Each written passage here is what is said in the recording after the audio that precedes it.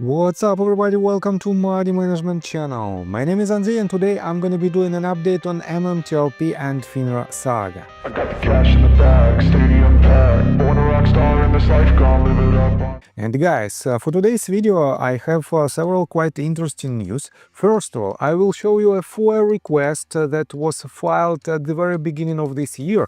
And to be honest, I missed this request, and for now we have an answer from the Securities and Exchange Commission, and I have to admit that on the one hand this answer is very promising, but on the other hand we have to upgrade, so-called upgrade this request in order to narrow the focus. So then I will continue with the most recent litigations, and we have a set of deadlines. I will show you them all, and you will know when you should be aware of the certain actions from the defendants in these lawsuits. On top of that, guys, I will show you quite interesting investigation, and what is more important, I will show you the conclusion that potentially if John Burda and George Palacros are guilty in the case of SEC versus John Burda and George Palacros, in this case, guys, SEC might also be guilty. And this is a very interesting statement. So, and before we dive deep into all of these, guys, please hit the like button for YouTube algorithm and drop me a line in the comment section if you think my videos are valuable for you. On top of that, guys, you know that I'm a trader. And if you want to know more about technical analysis, if you want to enhance your trading skills, feel free to subscribe to my YouTube channel and to join my Patreon account. And guys, for now there is not so many people inside the Discord group. Let me show you a sneak peek of my group. I do pretty much on a daily basis a lot of analysis on different assets. I make market updates pretty much daily. I explain to my patrons their setups, and I also do a lot of technical analysis on demand. As you can see, just recently I made several videos. It is quite long videos for the ticker symbols MAT, SEDG, SOFI, IBIT, XPeng, WTI, SPY, QQQ, Cocor, Palantir, Rocket Lab, HIMS, Wix, and many others. On top of that, guys, I do tutorials, how to see the marketing details, how do you know what type of setups you might use, and so on and so forth. That is why, guys, feel free to join my Patreon account, and we have a limited, basically it is 7 places remaining for the gold tier membership, and on top of all the information that I give to my Discord access members, you will have a weekly 30-minute Zoom call one-on-one with me, and you can ask anything. And on top of that, guys, I will teach you my course of technical analysis for online traders, and this is a crucial part of this offer. So, and let's begin today's video with this response from Securities and Exchange Commission. And as you can see, it was published by Seminole Church, and it says MMTLP 33,000 emails. Interesting. Let's see where this goes. And this answer was written to Mr. Jeff Pittman, and let me show you this response in details. This letter is in reference to your request dated January 25th, 2025, and received in this office on January 27, 2025 for the following. And here is the topics that were mentioned in this letter, All communications, including emails, memos, and meeting minutes between Ari Rubinstein and or representatives of GTS Securities and the SEC regarding metamaterials preferred shares from October the 1st, 2021 to February 29, 2024. Any documents related to GTS Securities' role as a market maker for MMTLP, including trading data, position reports, and any internal SEC analysis of GTS Securities' activities related to MMTLP. Next one. All communications between the SEC and FINRA regarding Ari Rubinstein's position on FINRA's board and any potential conflicts of interest related to MMTLP trading from October the 1st, 2021 to February 29, 2024. Any internal SEC memos or reports discussing Ari Rubinstein's or GTS Securities' involvement in the creation, trading or halting of MMTLP. All communications between the SEC and Ari Rubinstein or GTS Securities representatives regarding the December 9th, 2022 trading halt of MMTLP. Any documents related to investigations or inquiries into Ari Rubinstein's or GTS Securities activity related to MMTLP, including potential market manipulation or naked short selling. Next one, this is the basically answer itself. We will be unable to respond to your request within the Freedom of Information Act's 20-day statutory time period, as there are unusual circumstances which impact on our ability to quickly process your request. Therefore, we are invoking the 10-day extension. These unusual circumstances are: A. The need to search for and collect records from an organization geographically separated from this office. B.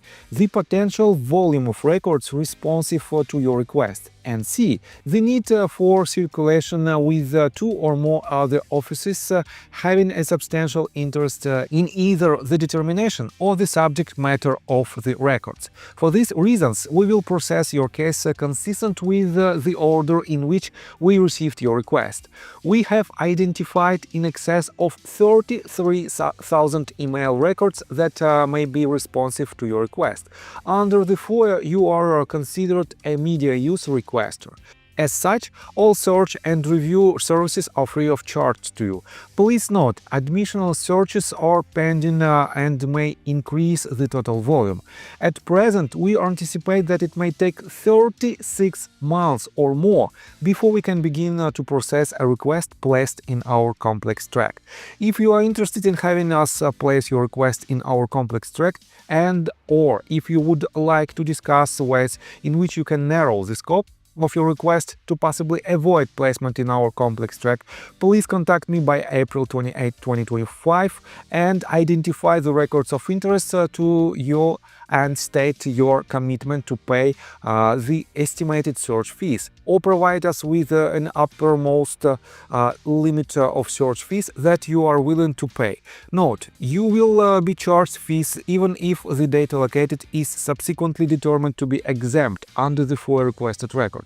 The appeal may include facts and authorities you consider appropriate. And guys, on the one hand, we don't have the results, but on the other hand, the range of dates is extremely wide, from October of 2021 to February of 2024. Let me show you if I'm correct in these dates. Yes, February 29th of 2024. And we have to narrow this range in order to see the results, at least some results. And guys, it is very good to see that they didn't reject this FOIA request. They just asked for an extension of time. And definitely we have to update this FOIA request. And I want to give a huge shout out to Mr. Jeff Pittman, who filed this request. And let me show you his response right here. First of all, chat asked him, October of 2021 to February 2024 is a pretty wide date range. Why all the way to February of 2024? Show me how to make the same exact FOIA request and tighten up those dates. And Seminole Church wrote this: have asked for clarification on their limits to determine complex track status. Will report back. So guys, this means it is not just a random answer without any consequences. Seminole Church will continue to work hard to see this, to see the responses from authorities in order to see these results. And I have to admit that all these bullet points are important for us. The only let's say, controversial part is the very broad date range that should be definitely narrowed in order to have more precise and more prompt response. So, and in my opinion, it is a very, very good update. Next one, let me show you the deadlines in all of the recent lawsuits that we have on the table right now, that are basically active. And again, this information comes from Roman Soups. And regardless of your point of view on Romain Soup's actions, this is the only source where you can find the information, very concise and very straightforward information in terms of these litigation processes. And let me quote this one by one. 1209. Wilcott needs GTS and RE, then it's showtime. Answers due. NBH, May the 8th. Greg McCabe, motion for May the 8th. SEC, May the 12th. FINRA, May the 12th. John Burda, June 16th. GTS, unknown, served. R. Rubinstein, unknown, served. Next one. MAT piece moving along 1209. Answers due. SEC, May the 7th. Greg McCabe, May 23rd. Next Bridge Hydrocarbons, May 23rd. John Burda, June 16th. FINRA, unknown. Are they served? Celebrity lawyer, again, James W. Christian. Next one. Spears case moving along. Jason J. Rose and Eric Aaron Richer show up for SEC. Answers due. Next breach, May the 12th. Greg McCabe, May the 12th. John Burda, June 16. FINRA, May 17. SEC unsure, could be 60 days from March 21st. John Doe's and Jane Doe's unknown. Next one. Let me show you this. Vetrano files rejected again. Need to fix that case and caption. Then resent 1209. And guys, here is the court listener page. You can see that just yesterday it is a deficiency notice, and it says motion for default judgment against Uzi Session, 28 motion for clerk's entry of default against Uzi Session, 22 response, 27 response, incorrect and incomplete case style and case name. Not all parties' names are listed on pleadings. Please correct and list all parties' names on case style and name and refile. These motions will not be forwarded to the assigned judge for consideration and will be terminated. And guys, on the one hand, it is not the best news, but on the other hand, it is just a technical issue in the case that was filed as a pro se plaintiff. And here is the answer of Jennifer Vetrano herself. She wrote, that moment when 7 and 8 documents aren't accepted by the court, but you keep editing because you know it's right. And guys, this is very important to understand and to realize that Jennifer will fix this problem. It is just a technical problem of, let's say, some kind of procedural things, and then she will refile it, and the court should accept these documents. So let me show you further. Case Jason Roll, 1209, ready to roll. FINRA showed up, everyone on board, off to answer land. Answers due. FINRA, March 31st, DTCC, March 31st, SEC, May 15th, J. Sampson, no affiliation. And guys, this is the closest deadlines, and we have just literally several days right after this weekend. We have to see these responses from FINRA and DTCC. That is why, guys, stay tuned and subscribe to my channel. I will definitely do an update in all of these cases. And basically that's it. We don't have any additional deadlines for the set of 1209 cases. But I want to show you for now very interesting due diligence and a very interesting conclusion. So RareDD wrote this. You have to believe that the SEC is fairly confident of your guilt when they pursue a case, right? The SEC first sent a subpoena regarding the Torchlight Metamaterials reverse merger in September of 2021.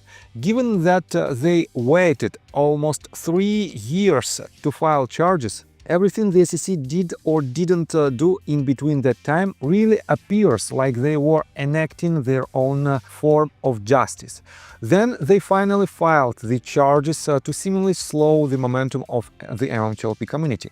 Around this same time, it appears that someone influenced Representative Norman to believe the SEC charges, even though they've yet to be proven. The SEC has done nothing to the benefit of Torchlight, Metamaterials, MMTLP or Next Bridge Hydrocarbons, not without first causing a delay and possibly colluding to interfere on the backside, in my opinion. I'm sure I'm leaving out a ton. And he added some screenshots in support of his version. On top of that, he added this. Will the SEC ever have to explain that if they thought John Burda and George Palikars were criminals, why was it okay for metamaterials to exist, promote their business to thousands of investors, household and institutional? Then, why were they allowed to spin off MMTLP into NextBridge hydrocarbons, once again inadvertently inviting investors to buy, household and institutional investors? And all of this occurred while the SEC made it clear that they were investigating, which very likely contributed to the ability to manipulate both of the tickers. If true, the SEC played a significant role in harming thousands of investors. How can it be proven? Look at the trading data. The SEC used CAT data from as far back as TRCH to build their case against the Atlas Group.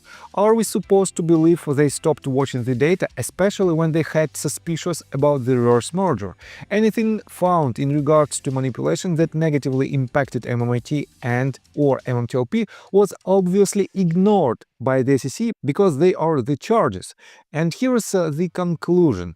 If the SEC was right and the former CEOs are criminals, the SEC used investors as pawns and collateral damage to gather more evidence and punish the former CEOs. The irony of the SEC seeking to never allow John Burda and George Palikars to ever be associated with running a publicly traded company, but allowing them to do just that while suspecting them of foul play during the reverse merger. Then the SEC never investigated Palikars being ousted and the subsequent choices that led to the guaranteed demise of metamaterials. Isn't it a dead giveaway that the SEC isn't investigating anything that appears to benefit short sellers?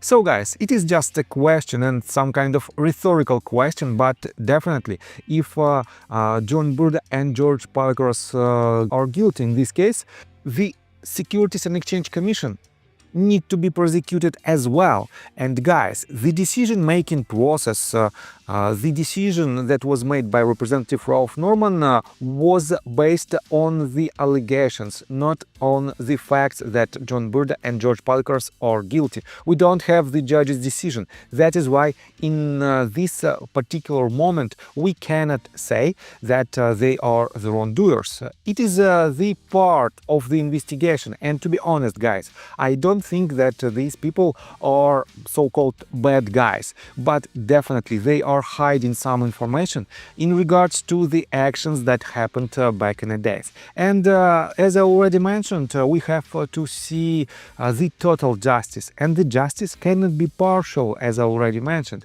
That is why, despite the fact of your point of view on this entire saga, despite all the efforts that some community members might take, we will have this chance to win this battle, and that is why we are here. And guys, let me tell you my personal story. I have a wife and 2 children aged 11 and 15, as well as a small dog. After 30 years of living in Russia near the Baikal Lake, we decided to move. Now we reside in Serbia. Although I don't own any MMTLP shares, I invest a lot of time creating daily MMTLP videos. I have been doing this every day without days off and holidays for more than 1.5 years. Now I wish to buy back this time from my family, from my children. We've agreed that I will ask the MMTLP community to support me, and I will give all the money to the children. Therefore, if you believe that I am providing useful content for you and wish to support me, you can join my Patreon account. For $5 a month, I will add your name to my list of supporters if you wish. Thank you in advance. The link you can find in the description below. So, I think that's all information that I want to provide you. If you like my video, please hit the like button and subscribe to my channel, and see you guys and girls next time. Bye! I got the cash in the bag, stadium packed. Born a rock star in this life, gone live it up on the attack. Baby, I'm back.